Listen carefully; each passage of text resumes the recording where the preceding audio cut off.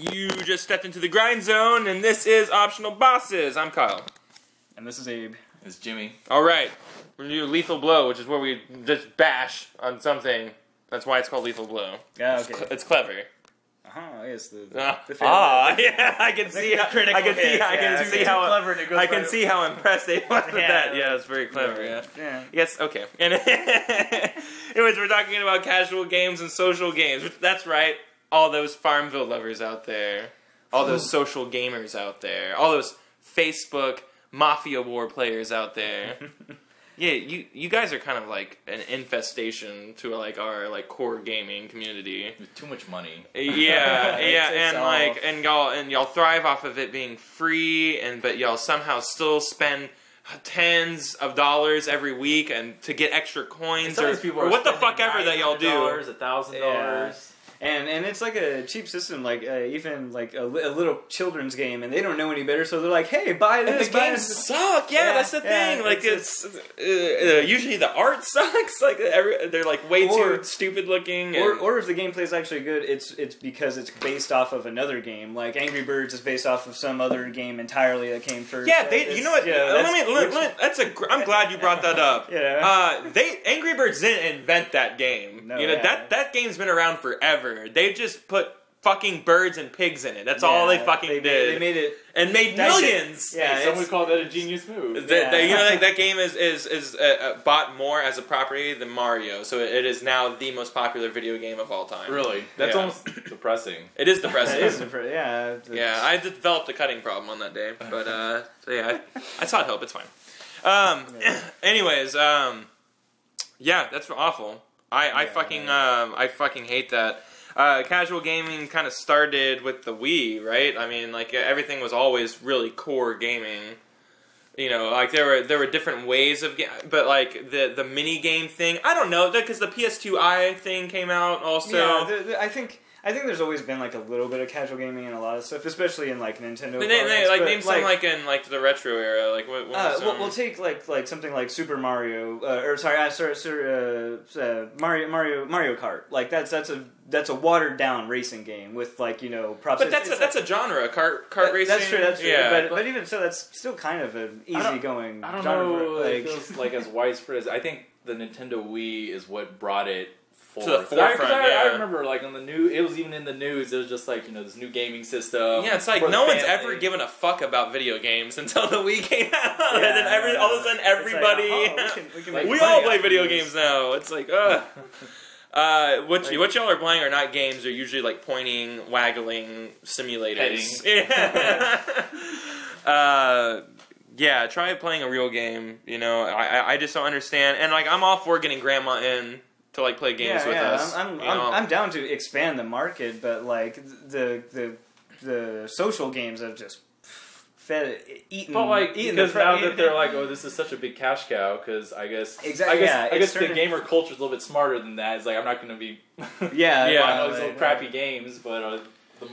I mean, what about like mobile games like that? Mobile games, they're talking like this may be the last generation of dedicated handheld gaming devices. And they're saying that there's just not money in it anymore. You saw the stuttering sales of the 3DS, which is just now picking up in sales, and I think everyone in Japan owns one now. But like, Nintendo somehow will always sell, but even they had a scare at the very beginning. And then you have this Vita nightmare, which this thing you couldn't even give this thing to anybody. It looks like cell phones and stuff like that. I mean, you have something that's pretty powerful already. Yeah, and you're not spending $40 on a game. You're spending you're spending $5, or just $1, or even free sometimes. And on the developer side of things, it's cheaper and easier to develop on a phone than it is a console. I presume. I imagine developing easier apps distribution also. Yeah, so making apps on an iPad or iPhone is going to be a lot simpler to do. Which, so some developers have commented. Otherwise, it's like they're bored with systems. No, it's easier to develop for these and cheaper. I wouldn't say portable gaming is going away or being retired. I think it's just evolving into mobile gaming. I don't. It's disgusting. I don't want to play my games with touchscreens. I don't think it's going to, or I hope it doesn't go that way because I can't. I've tried it. I cannot play with a touchscreen. Yeah, a joystick touchscreen setup. Can't. It doesn't work. It never works. But if you look, we're seeing a lot of like patents and stuff for like controllers that connect to phones. Yeah, cradles. Controller cradles. Cradles, or I think somebody actually, one company, I guess it was Android, actually had like an interface for like a PS2-ish controller. Like that's a patent that they passed on. So that would be your phone, and in the middle of actual control. Yeah, so interesting. That would be a good idea. Yeah, I'm cool with that. But touchpad, no, can't do it. Yeah, I can't do it either. Well, I tried it on that Nexus 7 playing that zombie game, and it was so hard to aim and move. I think I did download that game, and I was just like, well, I'm not going to play that thing. Yeah. I played it for you, and it's hard. It's hard. Don't even bother. Not good. I don't play a lot of mobile games. There's some games, I like Jetpack Joyride, that's probably one of my favorite mobile games ever. But, like, that's just, like, a game where, I don't even want to explain it, it's dumb. I'm not even going to, even me admitting that I play that game, like, I feel like I'm betraying everybody. If you want to know about it, just download it yourself. Yeah, right.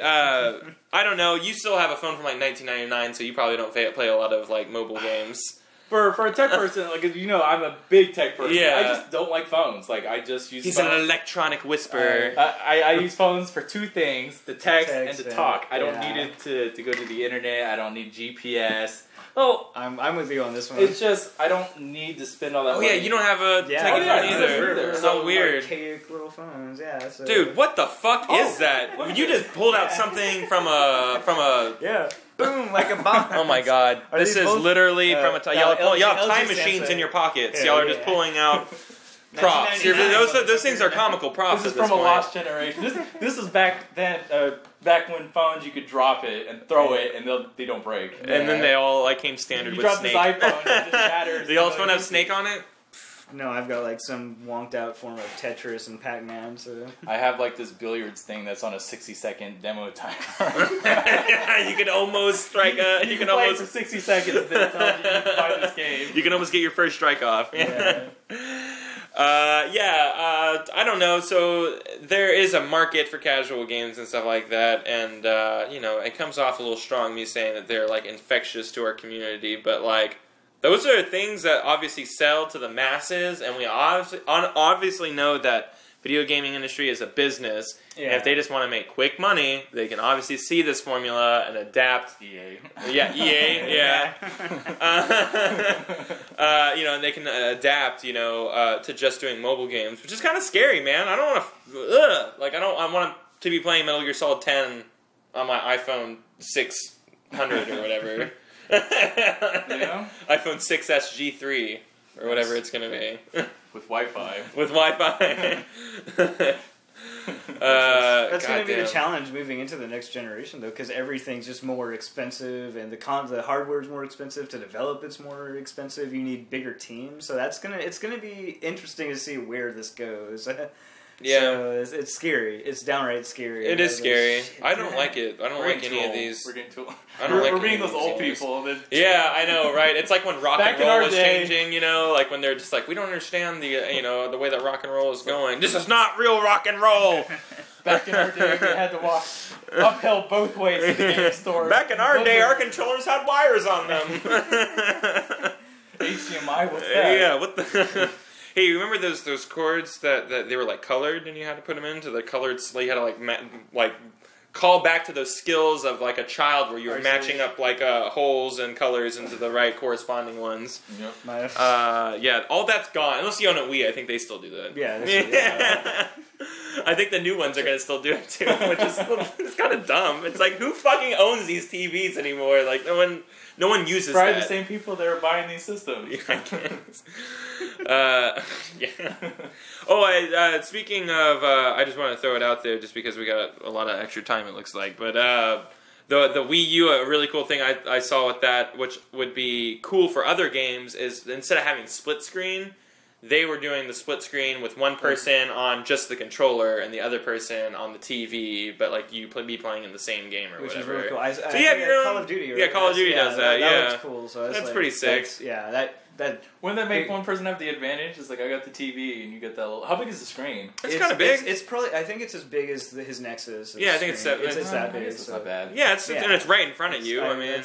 That's bigger than a DS screen. That's bigger. But I do like that. I would probably prefer that over than this. I hate that split screen. So fuck that. But yeah, I mean, I don't know. I think the Wii U is going kind of in a more okay, I think they realize that they need to have more than just what they did with the Wii. Yeah. And I honestly do think that. And you can honestly see that also in, like, the launch lineup. Because, like, and in all honesty, like, if you were just buying this system and you were a brand new buyer, this particular Wii U would have, like, one of the greatest launches in video game history, because it's, like, launching with games like Batman. Yeah. It's launching with games like, you know what I mean? All great, Mass Effect 3, all fucking great games. You never would have games ever like this at launch for any other system ever.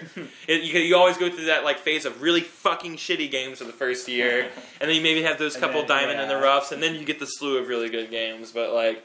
so they got that going for them. Am I going to be playing Batman and Mass Effect? No, because I fucking already played those games a year ago. So that's obviously not for me. But, like, good on them for trying to realize that they have an audience, like, outside of 4-year-olds. And they're using a more real controller instead of, the little. Yeah. Oh, and their like Pro controller or whatever. Yeah, it's an Xbox controller. That's what hurt the original Wii. Because when it first came out, I love to hate on the system. And that was the first thing I brought up is the stick and the nunchaku. It really limits what you can do, like, with a game with that. And no, awkward. Developers don't want to work on that either. Yeah, they're like, I don't like playing Brawl. What did we use? A controller. Yeah, I don't even think I've ever played a single. Well, I have played one match with I've tried it. So I've played with just the remote too. That was a nightmare. Don't ever do that. I don't even know how's that possible.